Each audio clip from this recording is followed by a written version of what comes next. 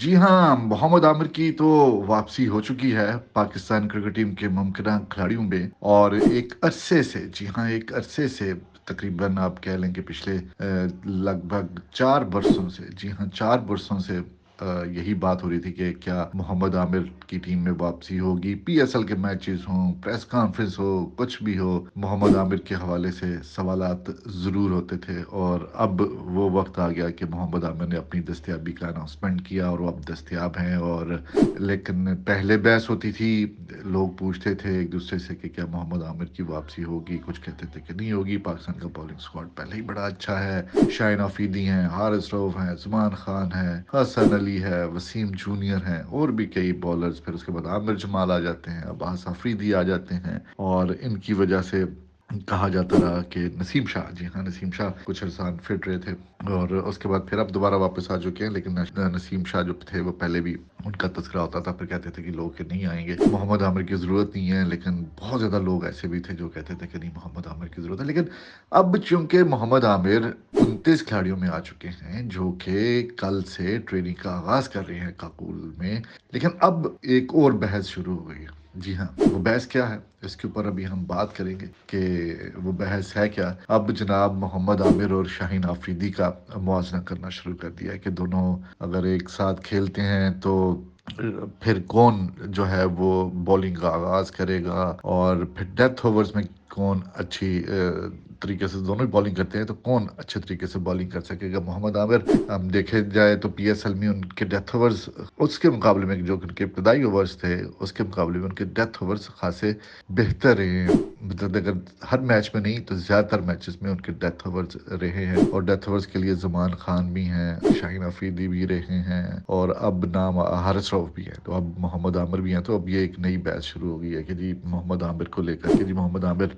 कैसे जगह बनाएंगे। तो अभी हम थोड़ा सा इन दोनों बॉलरों के जो मुआवजा किया जा रहा है, शाहीन आफरीदी और मोहम्मद आमिर का, इनके टी20 करियर पर हम एक मुख्तसर नज़र डालते हैं और फिर देखते हैं कि जिन्होंने अपना जो आखिरी मैच खेला था उसमें इनकी जो कारकर्दगी है वो क्या रही थी। जी हाँ, मोहम्मद आमिर ने 50 टी20 मैचेस खेले हैं जनाब, और 59 विकेटें हासिल की हैं। और इन्होंने, मोहम्मद आमिर ने अपना आखिरी टी20 जो मैच है वो 30 अगस्त 2020 में मैनचेस्टर में इंग्लैंड के खिलाफ खेला था। और शाहीन आफरीदी जो है जनाब वो 57, जी हाँ, 57 टी20 मैचेस खेल चुके हैं और 73 विकेटें हैं। अगर हम इस तरह की उनकी रेशो निकालें, मौजना करें दोनों का, तो शाहीन आफरीदी ने बेहतर हैं, फार अहेड हैं मोहम्मद आमिर के मुकाबले में इंटरनेशनल टी20 की अगर हम बात करें। तो जनाब ये दोनों खिलाड़ी जो हैं एक साथ अपना जो आखिरी, जो कि मोहम्मद आमिर का अब तक का आखिरी टी20 मैच है वो 30 अगस्त 2020 में मैनचेस्टर के मुकाम पर था, जिसमें दोनों बॉलर्स नजर आए थे, लेकिन दोनों एक एंड से बॉलिंग उन्होंने नहीं की थी। और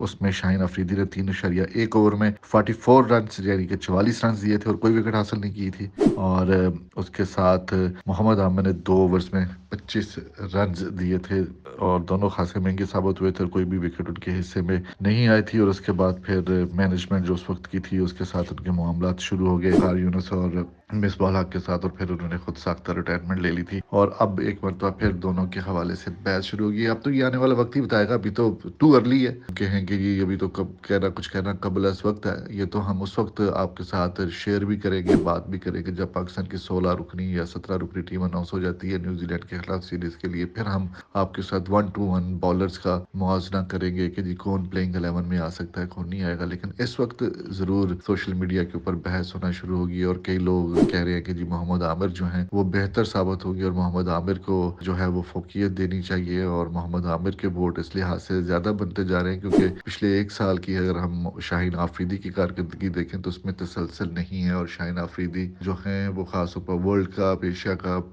न्यूजीलैंड के खिलाफ जो सीरीज रही है उसमें भी उस तरह की उनकी कारकर्दगी नहीं रही है, अगर हम सिर्फ वाइट बॉल क्रिकेट की बात करें। तो यही सोशल मीडिया के ऊपर बहस जो है वो होना शुरू हो गया है। हेल्दी बहस है, इसमें किसी खिलाड़ी को उसका बुरा भी नहीं मनाना चाहिए। जो बहस हो रही है उसको बहस की हद तक ही देखना चाहिए और उसमें ایک مثبت پہلو نکالنے چاہیے، لیکن یہ ضرور ہے کہ محمد عامر کی واپسی کیا ہوئی ہے کہ ان کی اب بحث ہونا شروع ہو گیا کہ ان کو کس کی جگہ پہ کھلایا جائے گا، اور اگر شاہین افریدی دونوں کھیلتے ہیں تو ان کے دونوں کے ڈیتھ اوورز کا مقابلہ ہوگا، اور کیا ان دونوں کی آپس میں بن پڑے گی نہیں بن پڑے گی، ہم اس کے حوالے سے بھی آگے کسی ایک ویڈیو میں بات کریں گے ان کے دونوں کے رویے کے بارے میں۔ ابھی تک کی تو ہم نے آپ کو یہ بتایا، دونوں کی کارکردگی کا موازنہ کیا۔ اس وقت ہم چلتے چلتے آپ کو بتاتے چلیں کہ جو کیمپ اناؤنس کیا ہے پاکستان کرکٹ بورڈ نے، اس میں 10 فاسٹ بالر ہیں جناب۔ اس میں شاہین شاہ افریدی ہیں، نسیم شاہ ہیں، عباس افریدی ہیں، حسن علی ہیں، محمد علی ہیں، زمان خان ہیں، وسیم جونیئر، عامر جمال، حارث رؤف جو کہ بھی مکمل فٹ نہیں ہے اور وہ نیوزی لینڈ کے خلاف سیریز میں ایکشن میں بھی دکھائی نہیں دیں گے، اور پھر جناب نام آتا ہے محمد عامر کا۔ تو یہ ہیں پاکستان کے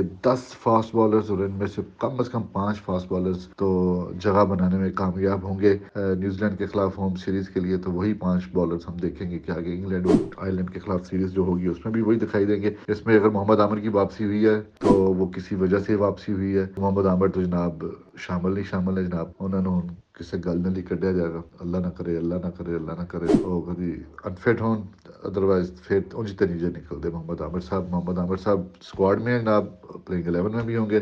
بڑی دلچسپ صورتحال پیدا ہونے جا رہی ہے آنے والے دنوں کے لیے، اور آپ دیکھیں گے ایک طرف سے شاہین افریدی اور ایک طرف سے محمد عامر، جو کہ شائقین کرکٹ سردراز سے خواہش کرتے رہے ہیں۔ 4 سال پہلے ضرور تھا، یہ دونوں ایک ہی گراؤنڈ میں کھیلا کرتے تھے، ایک ہی ٹیم میں تھے، لیکن 4 سال خاصا عرصہ ہوتا ہے، اور ان 4 سالوں میں فین فالوئنگ محمد عامر کی بڑی ہے۔ تو اب آنے والے دنوں میں دلچسپ صورتحال پیدا ہونے جا رہی ہے۔ تو جناب یہ تھی بحث جو آج کل چل رہی ہے۔ جب ٹیم اناؤنسمنٹ ہو جائے گی پھر ہم پاکستان کے فاسٹ بالرز کا ضرور موازنہ کریں گے، بلکہ اس سے پہلے بھی ہم جتنے بھی 10 بالرز کے ہم نے آپ کے سامنے نام لیے ان کے حوالے سے بھی ہم آپ کو فردر بتائیں گے کہ کون سے 5 فاسٹ بالرز ایسے ہیں جو پاکستان کے اسکواڈ میں شامل ہو سکتے ہیں۔